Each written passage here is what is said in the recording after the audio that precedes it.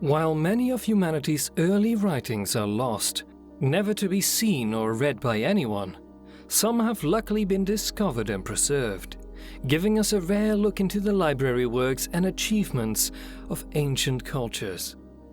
Here are 7 of the oldest pieces of literature ever found. Number 1. Tale of Two Brothers, Egyptian, 1185 BC. In 1857, the Tale of Two Brothers was sold to the British Museum, where it was afterwards translated from the hieratic writing with which it was originally composed. It was written during or just slightly after the reign of Seti II, ruler of Egypt from 1200 to 1194 BC, and is considered the earliest example of a fairy tale. The papyrus's exact date of discovery, however, remains unknown. Number 2. The WESTCAR Papyrus, Egyptian, 1700 BC. The WESTCAR Papyrus, King Cheops and the Magicians in English, is a collection of 5 different stories, each one talking about an ancient Egyptian priest or magician and the miracles he performed. The most widely known story is that of Dedi of Detchnefru, a 110-year-old magician with one special amazing trick. He could reattach severed hands. The WESTCAR Papyrus was allegedly discovered by Henry WESTCAR, a British adventurer. It eventually found its way to a German Egyptologist, who subsequently translated its hieratic text. Number 3. The Lament for Sumerian, 2000 BC.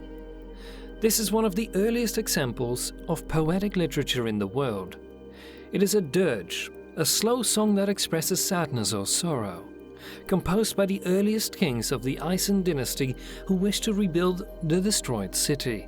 Lament for was written to calm the anguished soul of the god of Nana, a prerequisite for the rebuilding efforts. It was also used to remove the cloud of suspicion that the kings of the Isin dynasty had a hand in the city's destruction. Number 4. Classic of Poetry, Chinese, 1000 to 600 BC. Believed to have been compiled by the great philosopher Confucius, the Classic of Poetry, or Shai Jing, is the oldest existing book of poetry in the history of Chinese literature. The book is part of a group of 5 separate books, collectively called the 5 Classics. The book contains over 305 poems and is divided into 3 distinct books: Feng for songs, Ya for odes and epics, and lastly, Song for hymns. Although the poems haven't been attributed to any single author, they were most likely written by people living during the rule of the Shao royal kingdom, a dynasty credited with the foundation of Chinese culture. Most classic poetry has been transmitted orally for centuries. Number 5. The Ipuwer Papyrus, Egyptian, 1650 BC. The Ipuwer Papyrus is believed to have been written by the eponymous 17th century BC Egyptian. Originally called The Admonitions of an Egyptian Sage, this piece of ancient literature details the state of Egypt at a time when it was plunging into disarray, chronicling plagues ravaging the land and the Nile turning as red as blood, making its waters undrinkable.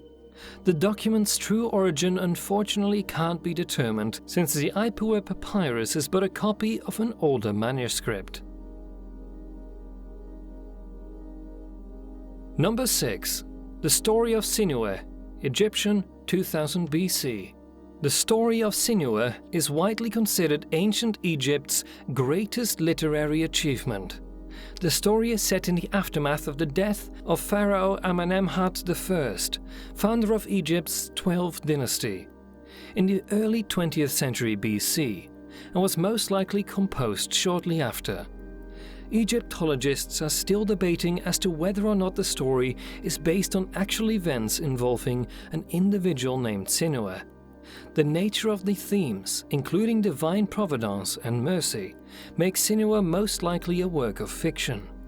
SINUHE's anonymous author has been considered the Egyptian Shakespeare, whose ideas have parallels in biblical texts. Number 7.